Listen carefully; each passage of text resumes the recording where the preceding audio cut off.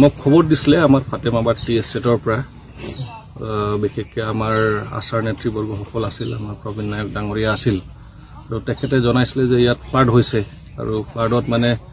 বহুতখিনি পৰিয়াল বিধ্বস্ত হৈ গৈছে বিশেষকৈ মানে একদম অৱস্থা বেয়া হৈ গৈছে তো তেনেকুৱা মোক কথাটো জনাইছিল কিন্তু ময়ো বিভিন্ন মোৰ ফ্লাডৰ ইনচাৰ্জ আছিলোঁ একদম আমাৰ পৰ্বতঝৰা এনে ডিষ্ট্ৰিক্ট গাৰ্জেন ইএম হিচাপত আছোঁ আমাৰ কোকৰাঝাৰত ইফালে পাৰ্টি ফালৰ পৰা চিৰাঙত বহুত দায়িত্ব থকাৰ কাৰণে অকণমান দেৰি হ'ল কিন্তু এতিয়া সময় পোৱাৰ কাৰণে মই আহি গ'লোঁ চাবলৈ বিশেষকৈ মোক 8টামান পৰিয়ালৰ কথা জনাইছিলে যেটো মানে অকণমান ঘৰৰ অৱস্থাটো অত্যন্ত মানে বেয়া তো সেইকাৰণে নিজে MCLA বা ইএম হিচাপত মোক দায়িত্ব দিছিলে এইখন জনগোষ্ঠীৰ পৰা তো মোৰ সকলো BTR অঞ্চলত এটা দায়িত্ব আছে এইবিলাক অঞ্চল ভিজিট কৰা বা দেখা শুনা কৰা তো সেই মৰ্মে আজি আহি গৈছোঁ আৰু চাই আছোঁ যে সঁচাকেই মানে বহুত দূৰ অৱস্থা বেয়া বহুত অৱস্থা বেয়া আমাৰ যিবিলাক পৰিয়াল মোক ভিজিট কৰাই আছে আৰু মোৰ ফালৰ পৰা মই অকণমান টেম্পৰাৰী কিবা এটা আৰ্থিক সাহায্য প্ৰদান কৰিছোঁ যাতে তেখেতসকলে টেম্পৰাৰী ৰিলিফ বা সহায় এটা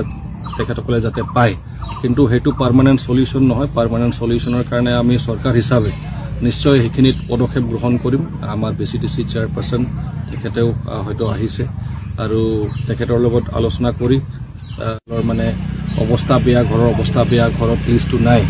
বা তেখেতসকলৰ ID নাই তো তেখেতসকলৰ কাৰণে কি বিহিত ব্যৱস্থা ল'ব পাৰিম অতি শীঘ্ৰে আমি সেইটো সিদ্ধান্ত ল'ম আৰু লগতে মোক এটা ৰাস্তাৰ কথা জনাইছিলে মই সেইখিনিও আজি অকণমান মোৰ যিহেতু কোনো স্পেচিফিক জিঅ'গ্ৰাফিকেল মানে তেনেকুৱা সমষ্টি নাই তো সেই হিচাপত গোটেই BTRত য'ত মই ইমাৰ্জেঞ্চি চাউণ্ড দিব পাৰোঁ সেই হিচাপত এটা অনুদান দিয়া হৈছে সেই ৰাস্তাখন যাতে বনাব পাৰে তো সেইটো উদ্বোধন কৰা হ'ল তো এইখিনিয়ে মই আশা কৰোঁ যে নিশ্চয় আমাৰ যিটো দুৰৱস্থা আছে আমাৰ চৰকাৰ ফালৰ পৰা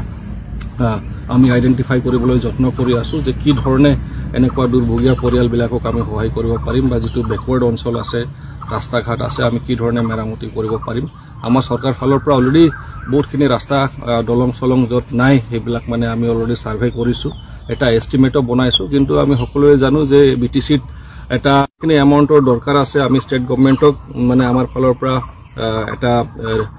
ৰিকুইজিশ্যন বা এটা প্ৰপ'জেল দিছোঁ আমি যে ইমানখিনি হয়তো ফাণ্ডৰ দৰকাৰ হ'ব পাৰে গোটেইখিনি ৰাস্তা দলং বনাবলৈ তো অনুভৱ কৰোঁ যে অসম চৰকাৰেও পজিটিভ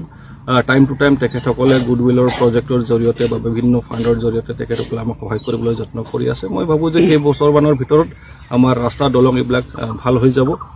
আৰু ইয়াত যিটো মানে হেৰিৰ দৰকাৰ আছিলে মানে এটা ড্ৰেইনৰ কথা মোক জনাইছে তো সেইখিনি নিশ্চয় আমাৰ ডিপাৰ্টমেণ্ট ফালৰ পৰা মানে তেখেতসকলে অলৰেডি পদক্ষেপ গ্ৰহণ কৰিছে আৰু সেইখিনি কাম আগবাঢ়ি আছে তো সেইখিনিয়ে ভিজিটত আহিছিলোঁ অকণমান চাই গ'লোঁ কি সুবিধা অসুবিধা আছে ধন্যবাদ